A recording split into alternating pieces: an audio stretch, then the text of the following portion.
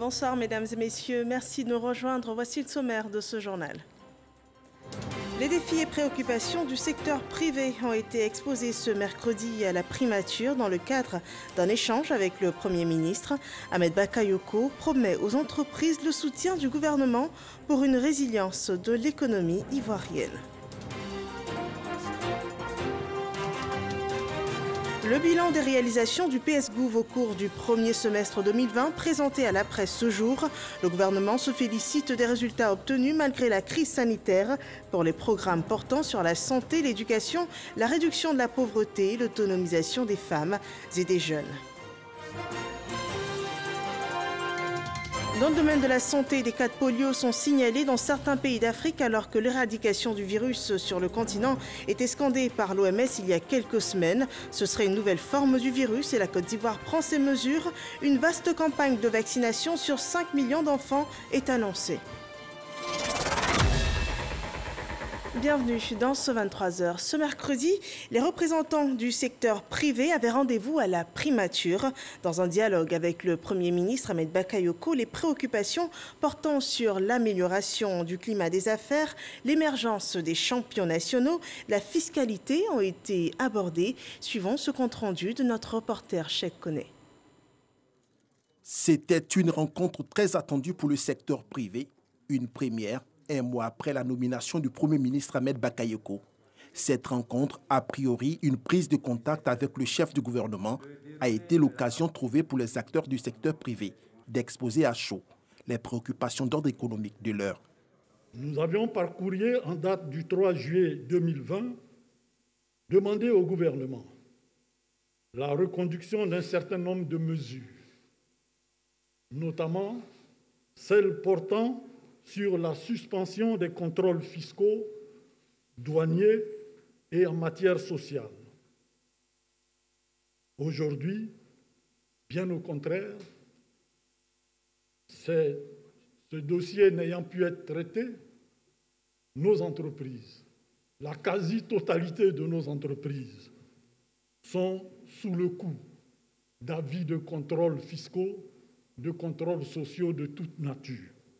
Dans une atmosphère bon enfant, les échanges ont porté sur l'appui du gouvernement, l'amélioration du climat des affaires et l'émergence des champions nationaux. Il nous paraît primordial que les entrepreneurs locaux s'approprient les rênes de notre économie. C'est ainsi que des questions liées au financement des entreprises, notamment des PME, au renforcement de leurs capacités, à l'accès à la commande publique, mais également à leur capacité de s'exporter sur les marchés étrangers, et cela doit être définitivement résolu. Se réjouissant de la qualité du dialogue entre l'État et le secteur privé, le Premier ministre dit s'inscrire dans la continuité de l'action gouvernementale. J'entends renforcer la dynamique instaurée depuis 2011 en donnant à ce partenariat une dimension encore plus importante, surtout dans cette période charnière du développement socio-économique et politique de notre pays. Chef d'entreprise dans une vie antérieure, Ahmed Bakayoko dit connaître les attentes et les préoccupations du secteur privé. Il a rassuré du soutien constant du gouvernement. La plupart des grands dossiers qui sont déjà signés dans le pipe, on a un matelas de croissance jusqu'en 2023 de 5 à 6% déjà. Et je vais m'engager à renforcer ce partenariat. C'est vrai, je veux que ce soit dynamique, je veux que cet échange soit constant. Je serai fidèle à cette image de se dire les choses avec clarté. Si je pense que vous avez raison, on dira que vous avez raison. L'État n'a pas intérêt à chercher à plus s'enrichir que des raisons ou à favoriser des poches de malgouvernance qui pénalisent des secteurs clés. S'agissant de la résilience de l'économie ivoirienne face à la crise du coronavirus, le chef du gouvernement a annoncé des actions fortes. Pour la gestion des impacts de la Covid, après avoir finalisé nos discussions avec le Fonds monétaire international, nous examinerons des mécanismes plus efficaces pour le soutien aux secteurs les plus affectés, notamment les secteurs du tourisme, l'hôtellerie, la restauration, etc. De même que la problématique des champions nationaux reste également pour moi un dossier prioritaire. L'économie ivoirienne ne connaîtra pas de récession cette année, a ajouté le Premier ministre, bien que la croissance économique ait été révisée à 1,8% contre une prévision initialement arrêtée à 7,3%. À cette rencontre, un livre blanc a été remis par le patronat ivoirien au chef du gouvernement. Et au sortir de cet échange avec le Premier ministre, les acteurs du secteur privé confient leur impression à notre reporter. On regarde. Une telle rencontre avec le secteur privé, vraiment ça nous rassure. On espère bien qu'aussi on trouvera des solutions à nos différents problèmes très tôt. Comme lui-même il a dit 2 semaines. Donc nous allons rester à l'écoute. Pour une première rencontre rapidement après la nomination de son Excellence Monsieur le Premier ministre, il a pu nous rassurer, comme on s'y attendait d'ailleurs, à un renforcement du dialogue entre le gouvernement et le secteur privé par son entremise. Et il nous a donné quelques signes forts de la qualité de ce dialogue en avant-première. Je pense qu'on peut être rassuré. Les difficultés que nous connaissons aujourd'hui sont connues de Monsieur le Premier ministre et des autres membres du gouvernement. Et nous serons amenés dans les prochaines semaines à en discuter de façon constructive, de manière à régler nos problèmes. Une autre rencontre pour renforcer l'économie ivoirienne, elle s'est tenue dans la commune de Bongouanou. Le ministre de la promotion des PME s'est entretenu avec les acteurs de l'économie locale sur les stratégies de développement pouvant favoriser l'appui de l'État de Côte d'Ivoire. La transformation locale a été vivement encouragée. Le point d'Abou Sanogo. Le ministre de la promotion des PME, Félix Anoublé, échange avec les acteurs de l'économie locale, les entrepreneurs, les micro-entreprises et les PME de Bongouanou. Écouter tous ces acteurs, leurs préoccupations, leur faire des propositions et définir une stratégie de développement local. Enjeu de cette rencontre. Et il s'agit donc d'accompagner l'entrepreneuriat dans la région. À cette rencontre d'échange, il y a eu des préoccupations liées au financement. Il est prévu donc 30% des marchés de l'État pour les entreprises au niveau donc local, pour les PME. Nous leur avons donc expliqué le programme du gouvernement en matière de développement donc de l'économie locale, la création de petites unités de transformation par rapport donc à l'existence agricole ou à toute autre possibilité qu'il y a dans la région. Et cette étude va être menée au niveau de Bongouanou pour créer donc une industrie locale et permettre aux jeunes de Bongouanou d'avoir de l'emploi, mais aussi une transformation locale des produits de Bongouanou. Une visite saluée par l'ensemble des artisans de Bongouanou. C'est ce que nous voulons. Quand l'État vient vers nous pour nous encourager, ça fait que les artisans ont confiance. Félix Anoublé, tout en les appelant à l'entrepreneuriat, a également invité les acteurs de l'économie locale à se faire connaître à l'effet de bénéficier de l'appui de l'État. Et le soutien du gouvernement, lui, s'inscrit dans le cadre de l'exécution du programme social du gouvernement. Au terme du premier semestre de l'année, le porte-parole du gouvernement, Sidiki Moko Touré, présente les performances enregistrées. Et malgré la crise sanitaire, le gouvernement se dit satisfait de ces résultats obtenus. Exemple de résultats, 411 localités ont été électrifiées au cours du premier semestre 2020, ce qui représente un taux de 73,6%, un taux qui est passé de 69% en 2019 à 73,6% en 2020, suivant ce compte-rendu de Herman Guivet. C'est un exercice désormais périodique pour le ministre de la Communication, porte-parole du gouvernement Sidiki Moko Touré, échanger avec la presse sur les résultats obtenus dans l'exécution du programme social du gouvernement PS-Gouv 2019-2020. Cette présentation prend en compte les résultats obtenus à fin juin 2020 au titre de l'éducation. Le PS-Gouv a permis le recrutement de 10 300 enseignants et l'acquisition de 186 000 tables bancs. Pour ce qui concerne l'électrification rurale, 401 localités ont été électrifiées au titre du premier semestre 2020, portant à 1330 le nombre total de localités électrifiées de janvier 2019 à fin juin 2020. L'adduction en eau potable. 3075 pompes à motricité humaine, en abrégé PMH, ont été réparées au premier semestre 2020, portant à 4725 le nombre total de PMH réparés de janvier 2019 à juin 2020, sur une prévision globale actualisée de 4800 PMH, soit 98,4% de taux d'exécution. Le nombre total des PMH fait l'objet de maintenance de janvier 2019 à fin juin 2020 est de 8434. En matière d'infrastructures routières, le gouvernement a achevé la construction de 2 nouveaux ponts, celui de Douague dans le Tompi et à Kouroukoro dans le Worodougou. Au premier semestre 2020, 25 ponts et d'échangeurs construits depuis 2011. Bien d'autres domaines ont connu des avancées importantes. La santé, le processus de latrinisation dans les écoles, le secteur des logements sociaux, de l'emploi jeune. La liste est longue. De façon générale, voici ce qu'il convient de retenir. Nous devons en tout de 80% de taux d'exécution, tout programme confondu, mais ralentissement dû à la Covid-19. À noter également des réformes structurelles audacieuses engagées pour améliorer la gouvernance, la gestion des finances publiques et le climat des affaires. Le gouvernement se félicite de ces avancées. Au regard de toutes ces réalisations, nous pouvons affirmer que ce projet porté par différents ministères sous la supervision du Premier ministre Ahmed Bakayoko est indéniablement un outil efficace qui nous permet d'apporter des réponses concrètes aux problématiques majeures vécues par nos populations. Comme vous pouvez le constater, en dépit de l'actualité fortement marquée par le contexte électoral, le gouvernement reste à la tâche. C'est le lieu pour moi d'inviter l'ensemble des acteurs politiques et surtout les différents candidats retenus ou non par le Conseil constitutionnel à promouvoir la paix, la tolérance et la non-violence afin de garantir la poursuite de ces actions de développement en faveur de toutes et de tous. L'action sociale du gouvernement se poursuit. L'exemple dans la région du Moronou où la ministre Kandia Camara soutient les populations d'Anoumaba en faisant don d'une ambulance et de mallettes pédagogiques à la commune. Témoin oculaire des faits, Amaniamia nous rend compte. Une ambulance médicalisée pour le centre de santé d'Anoumaba, 6 tricycles et 6 motos aux femmes et aux jeunes ainsi que des mallettes pédagogiques, des tables bancs et 2 tondeuses destinées aux établissements scolaires publics d'Anoumaba.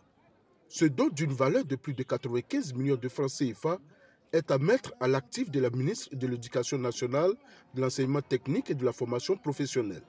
Kandia Camara honore ainsi une promesse faite aux populations de cette localité lors d'une visite. À ce geste s'ajoute la réhabilitation de l'école primaire de la localité d'un coût estimé à plus de 26 millions de francs CFA. La ministre de l'Éducation nationale indique que ce don a été possible grâce au président Alassane Ouattara, le vrai héritier du feu Boigny selon elle. Il a fallu le président Alassane Ouattara pour faire du Moronou une région à part entière. Ça, c'est Alassane Ouattara qui l'a fait. Il a fallu le président Alassane Ouattara pour venir non seulement réhabiliter certaines routes, mais bitumer des axes importants ici, dans la région du Moronou. Il a fallu le président Alassane Ouattara pour apporter de l'eau à certaines localités du Moronou. Il a fallu encore le président Alassane Ouattara pour apporter la lumière, l'électricité à certains villages du Moronou, 60 ans après notre indépendance. Et le ministre de l'Agriculture et du Développement rural, présent à cette cérémonie, d'enfoncer le clou en indiquant que le président Alassane Ouattara est un vrai acteur de développement. Le président Alassane Ouattara, comme j'ai dit, est l'héritier légitime du président Houphouët-Boigny. Le président Houphouët-Boigny a laissé des traces en Côte d'Ivoire. Le président Alassane Ouattara est en train de laisser des traces. Le président Alassane Ouattara est notre sage, notre guide. C'est lui qui indique la voie et nous le suivons. Reconnaissantes à leurs bienfaiteurs, les populations n'ont pas manqué de traduire leur reconnaissance au ministre Kandia Camara et au président Alassane Ouattara qui œuvrent sans cesse pour apporter un mieux-être aux populations ivoiriennes. Et le gouvernement qui œuvre au développement est aussi engagé dans la lutte contre la pandémie de Covid-19.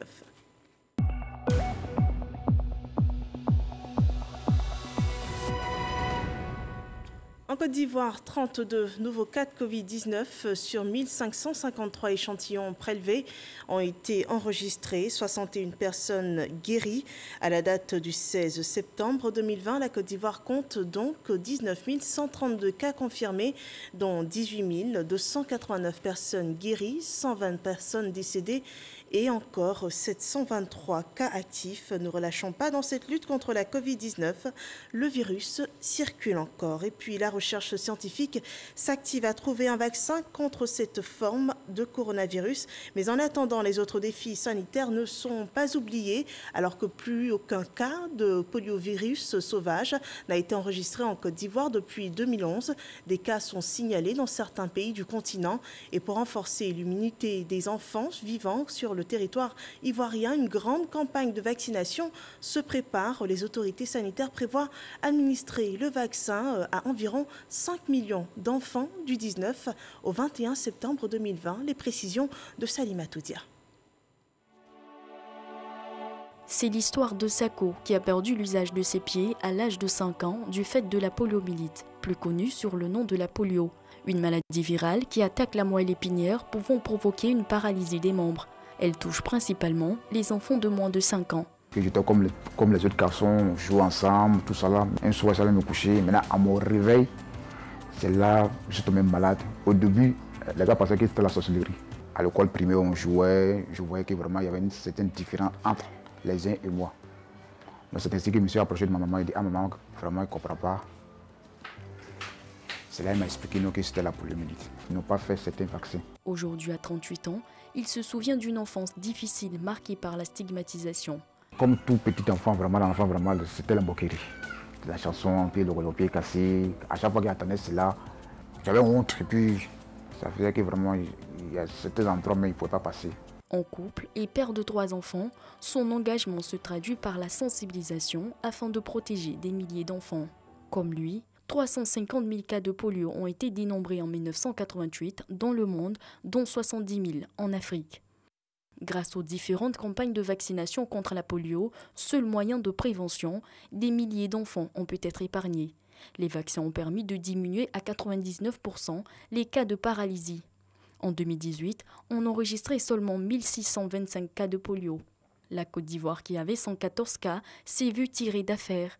Les derniers cas de polio de type 2 et 3 ont été signalés respectivement en 1997 et en 2011, résultat d'une large couverture vaccinale sur l'ensemble du territoire national. Le pays est déclaré libre du poliovirus sauvage en 2015.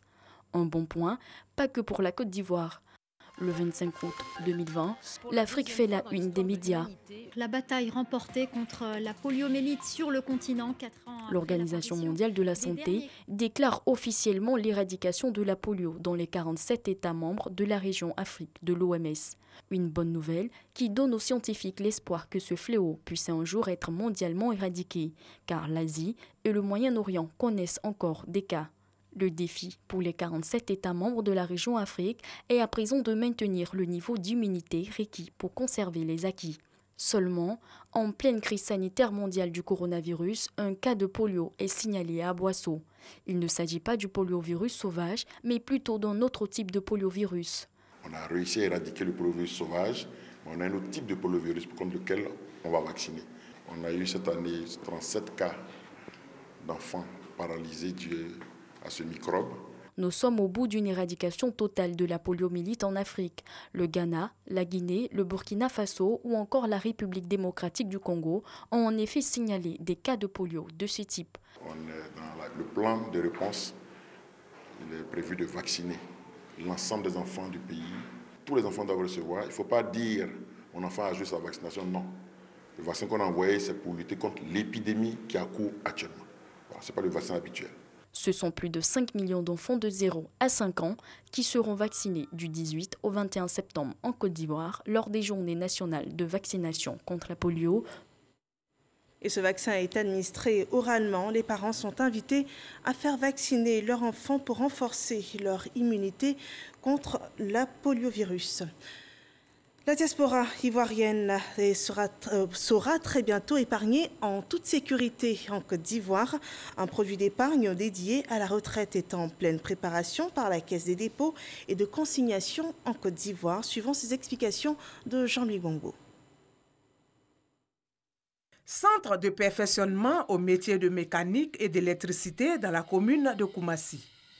Ici est logé un atelier de travaux pratiques pour permettre aux élèves techniciens de froid de savoir manipuler le réfrigérant, une substance qui contribue à la protection de la couche d'ozone. Ce qu'on leur apprend, par exemple, s'ils arrivent chez vous que vos réfrigérateurs ne marchent pas, généralement on dit qu'il n'y a pas de gaz. Ça peut être vrai. Ou le moteur est grillé, ça peut être aussi vrai. Prenons le cas où on dit qu'il n'y a pas de gaz, il n'y a rien du tout. C'est parti déjà dans l'espace. C'est-à-dire que l'ozone est déjà attaqué. Donc le technicien ne peut rien faire là. Maintenant, s'il achète un autre, il faudrait qu'il sache que ce qui vient de partir, il y a eu un trou puis c'est parti. Donc il faut qu'il sache à souder. Il y a une technique, c'est ce qu'on leur apprend. Donc en faisant ça, nous on protège la couche d'ozone. La couche d'ozone est la partie de l'atmosphère qui s'étend entre le 11e et le 50e kilomètre au-dessus de la tête et qui protège la vie terrestre des rayons ultraviolets nocifs émis par le soleil. Depuis quelques années, les scientifiques ont observé un appauvrissement de cette couche. La journée mondiale est l'occasion de rappeler les activités menées par le gouvernement ivoirien pour la protection de la couche d'ozone. Nous formons les agents de douane parce que le gaz étant, interdit, il y a des trafics illicites. Il fallait former les douaniers pour l'identification des produits qui viennent, pour éviter que de mauvais produits ne viennent. Nous formons aussi les gendarmes, le ministère du Commerce qui, eux, vérifient la qualité de ces gaz qui sont vendus sur le marché. Les gaz qui sont utilisés dans les aérosols et les appareils de refroidissement responsables du phénomène de l'appauvrissement et de la couche d'ozone ont été éliminés à 99% et remplacés. De plus, le trou dans la couche d'ozone a diminué d'une superficie équivalente à celle de l'Inde, empêchant ainsi les dommages massifs à la santé humaine et à l'environnement en général. Le ministère de l'Environnement et du Développement durable prévoit d'autres actions, toujours dans le cadre de la protection de la couche d'ozone. C'était plutôt un élément de Grace Kondo présentant la célébration de la Journée mondiale de la protection de la couche d'ozone, une journée célébrée partout dans le monde ce 16 septembre. Informons-nous à présent sur ce produit d'épargne retraite spécialement prévu pour la diaspora ivoirienne. On regarde. Une signature qui marque une véritable avancée dans la mise en œuvre effective de CDC Épargne Diaspora, le produit d'épargne de la Caisse des dépôts et des consignations de Côte d'Ivoire, spécialement dédié aux Ivoiriens de la diaspora, est censé leur garantir une retraite et un retour des plus aisés en Côte d'Ivoire. Ce produit permet plusieurs sorties, plusieurs options, notamment celles relatives à la retraite complémentaire et tous les produits assurantionnels qui sont donc liés à ce produit. Et donc aujourd'hui, nous signons une convention avec Atlantic Assurance Vie, qui est le constructeur qui va donc offrir cette assurance-là à nos amis de la diaspora. Une initiative qui s'inscrit également dans le cadre de la mobilisation des ressources en vue de contribuer au financement de l'économie ivoirienne. Comme vous le savez, la Caisse de dépôt et de consignation est une institution qui capte l'épargne pour le développement de notre pays. Donc, elle s'inscrit aujourd'hui dans cette dynamique en captant l'épargne de la diaspora pour pouvoir investir dans le pays et assurer aussi une retraite complémentaire aux différents partenaires qui sont à l'étranger, qui travaillent à l'étranger. L'engagement avec ce partenaire intervient après la signature de conventions avec l'Association des fonctionnaires internationaux ivoiriens, premier bénéficiaire de ce produit d'épargne. En politique, la campagne pour l'élection présidentielle se prépare. Dans la région du Tchologo, le RHDP met tout en œuvre pour la victoire de son candidat Alassane Ouattara. Le point avec Kader Sogodogo. La coordination régionale RHDP du Tchologo prépare activement la présidentielle du 31 octobre 2020. C'est désormais officiel, Alassane Ouattara, fils de la région, est candidat pour un nouveau mandat. Il est donc temps de peaufiner les meilleures stratégies pour assurer cette victoire au soir du 31 octobre. Le président Alassane Ouattara est un fils du Tchologo, donc il est de notre devoir en tant que ressortissant du Tchologo de faire en sorte que le score obtenu par le président au soir du 31 octobre 2020 soit des plus écrasants. De Kong à Wongolo-Dougou, en passant par Fekese-Dougou, le RHDP veut faire carton plein.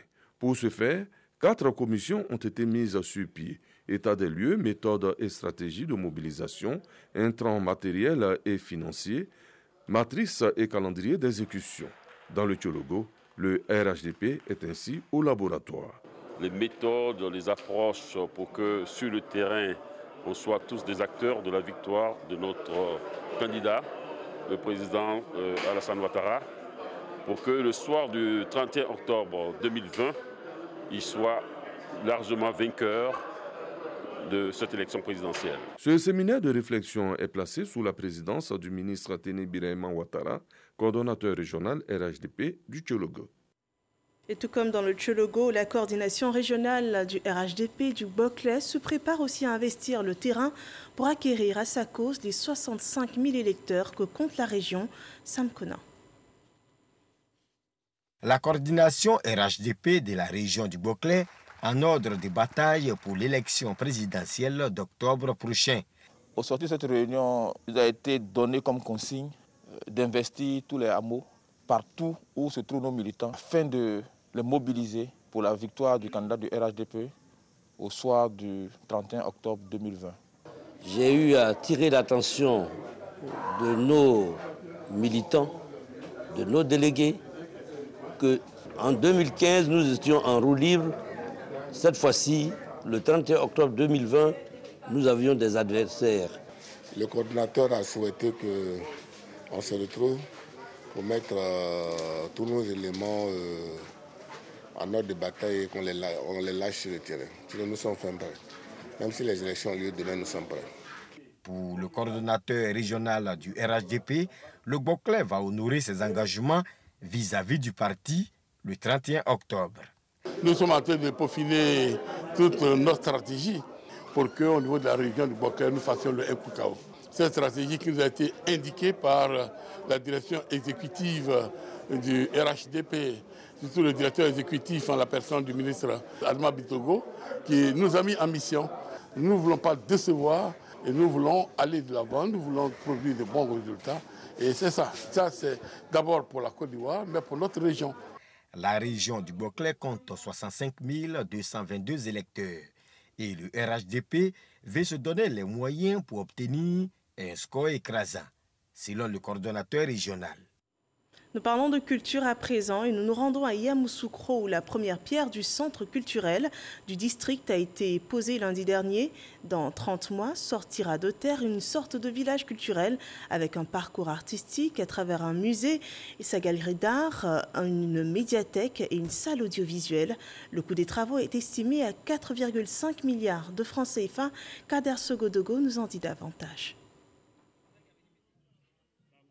Raymond Goudou Kofi, ministre de la Culture et de la Francophonie, procède à la pose de la première pierre d'un centre culturel intégré pour Yamoussoukro.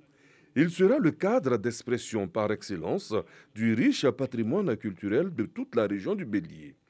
Un espace de rencontre, d'apprentissage, d'échange et de divertissement. Une sorte de village culturel avec un parcours artistique à travers un musée et une galerie de spectacles.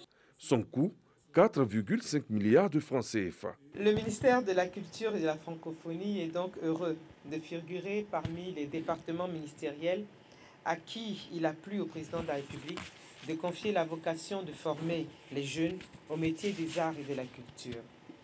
Dans ce cadre, le ministère de la Culture et de la Francophonie est engagé dans un vaste programme de construction et d'équipement des infrastructures culturelles de formation, d'éducation et de diffusion.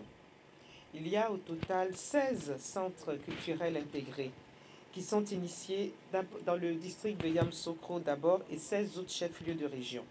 Et ceci, en tout cas, en ce qui concerne le district de Yamoussoukro où nous nous trouvons ce matin, le montant donc global mobilisé auprès du gouvernement et des partenaires techniques et financiers pour dérouler donc l'ensemble de ces projets est de 4 milliards 500 millions de francs CFA. Témoin majeur de la pose de la première pierre du centre culturel intégré de Yamoussoukro, le ministre-gouverneur Augustin Thiam, pour qui l'infrastructure vient à point nommé pour le district de Yamoussoukro et toute la région du Bélier. Yamoussoukro se sent fier et honoré.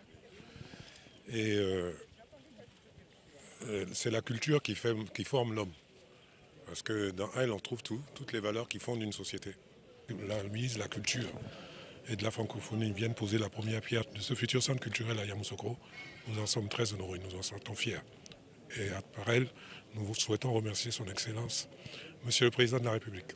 Le centre culturel intégré de Yamoussoukro sera construit sur une superficie de 4 hectares. Il sera livré dans 30 mois. Voilà un beau projet pour la promotion de la culture ivoirienne. C'est la fin de cette édition. Merci de nous avoir suivis. Rendez-vous demain pour une autre édition. Très bonne soirée chez vous.